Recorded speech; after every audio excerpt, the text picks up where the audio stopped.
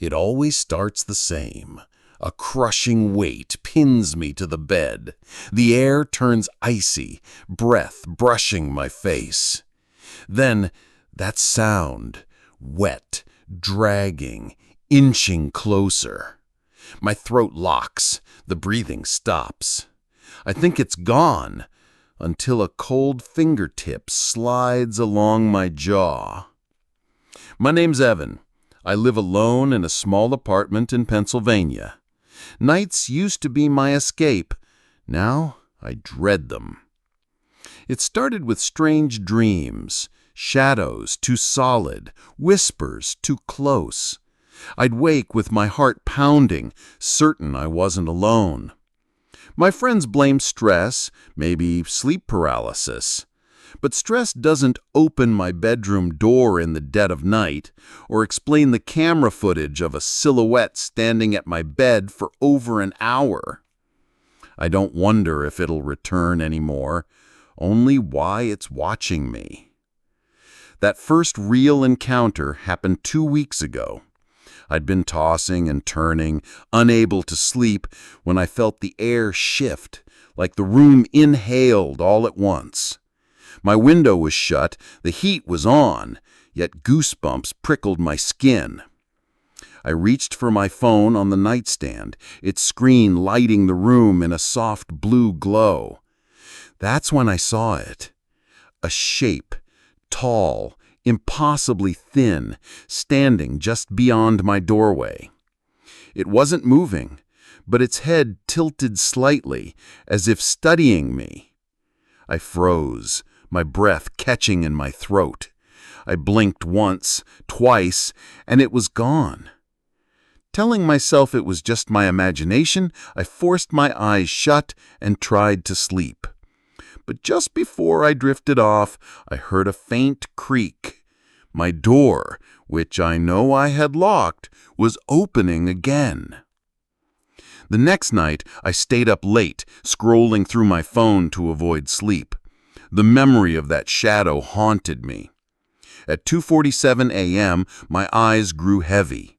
I remember setting my phone down and turning onto my side. I woke to the sound of soft scratching from under my bed. Every muscle in my body tensed. It was slow, deliberate, like nails dragging over wood. I tried to convince myself it was the building settling, but then something laughed. It wasn't loud, more like a breathless chuckle, close to my ear. I shot upright, fumbling for the lamp, but the bulb flickered once and died. The darkness felt alive, pressing in from every corner. Somewhere below me, the scratching started again, louder, faster. I couldn't stay in the room. I swung my legs over the side, and something cold brushed against my ankle. I bolted to the living room, grabbing my keys and throwing on a hoodie. I didn't even put on shoes. The street outside was silent, too silent. I sat in my car, gripping the steering wheel, my breath fogging the glass. About an hour later, my nerves settled enough for me to go back inside. The apartment felt empty again, but not safe. The next morning, I noticed deep, thin scratches running along the underside of my bed frame. I don't own any pets, I don't have kids, and those marks hadn't been there the day before.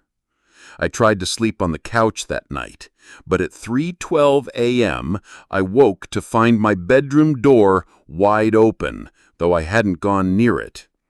And in the dark doorway, something was standing there, watching. I started recording myself sleeping. My phone was set on the coffee table, angled towards me. The first 2 nights, nothing happened, but on the third, I woke to find the camera app still open, my phone's battery drained. When I plugged it in to check the footage, my stomach dropped. Around 2:58 a.m., the front door opened, slowly, like someone trying not to wake me up. A shadow slid into the room, moving unnaturally fast between frames, sometimes disappearing entirely. At one point, it crouched inches from my face. I couldn't see features, just that thin, twisted silhouette. Then, at 3:16 a.m., I saw something that still makes me shake. The figure leaned close to my ear, and my lips moved, as if I was speaking back to it. I didn't sleep the rest of that night. Every creak in the apartment made my heart pound harder. By morning, I'd convinced myself the video was a trick of the shadows, some strange digital glitch. But that night, I couldn't resist setting up the camera again. This time, I placed it on a tripod across the room so it could see everything. I lay on the couch again, forcing my breathing to slow.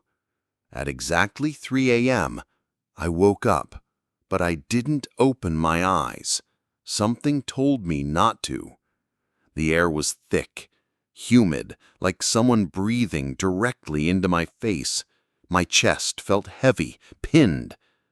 I cracked my eyes open just enough to see it. That thing, impossibly tall, its head brushing the ceiling, stood over me.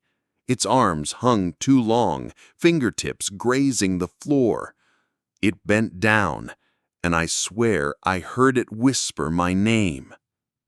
The next morning, I checked the footage with shaking hands. It was worse than I remembered. At 3 a.m., the figure stepped into frame, not walking, but gliding, like its feet never touched the floor. Its head tilted, and even through the grainy darkness, I could see a grin spread across its face, stretching far too wide. Then it leaned in close. My eyes fluttered open, but instead of recoiling, I smiled. I don't remember smiling. I don't remember reaching up, touching its face. And yet, there it was. The worst part? At the very end of the clip, after it faded into the shadows, I heard my own voice say, "I'll see you tomorrow." Sleep became impossible. I started leaving the lights on, playing music to drown out the silence. But it didn't matter. It still came. One night, I woke to find the couch empty beneath me. I was standing in my bedroom, staring at the mirror. My reflection didn't move. It just smiled.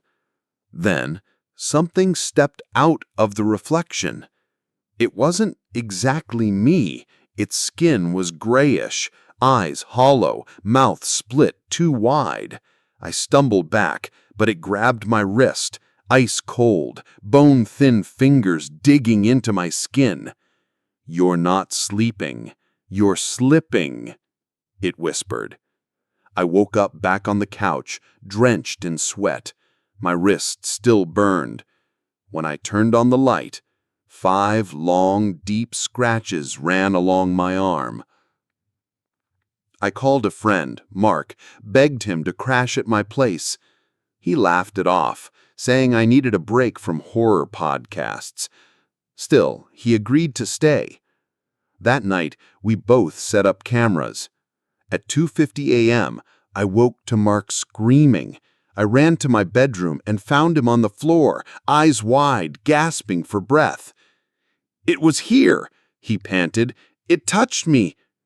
Then he stopped mid-sentence, eyes darting to the corner. I turned. It was standing there, clearer than ever, its face wrong, too many teeth, skin stretched tight over its skull. The lights went out. When they came back on, Mark was gone. I tore through the apartment shouting his name. Every door I opened led somewhere wrong. My bedroom door opened into an endless black hallway, the bathroom into a forest shrouded in mist. Somewhere in the dark, I heard Mark's voice. "Evan, help me!" I followed it, heart hammering. The sound led me to my bedroom. The mirror stood there, but it wasn't reflecting the room. Instead, I saw Mark pounding on the glass from the other side, screaming silently. I reached out, fingertips touching the cold surface. A hand shot out, grabbing me by the throat. The figure emerged, pulling itself through like liquid shadow. It slammed me to the floor, its weight crushing me. Its face was inches from mine, that awful grin stretching wider and wider until its skin began to split. "You're not dreaming, you're mine," I gasped, struggling, nails clawing at the floor. Then everything went black. I woke in my bed. Morning sunlight streamed through the blinds. No sign of Mark. I grabbed my phone. Dozens of missed calls from him, all at 3:15 a.m. I hit redial, but it went straight to voicemail. I thought maybe it had been a nightmare. Then I noticed something on my pillow. A single, long, gray finger, cold to the touch. And underneath it, scrawled in shaky handwriting on the pillowcase, "See you tonight."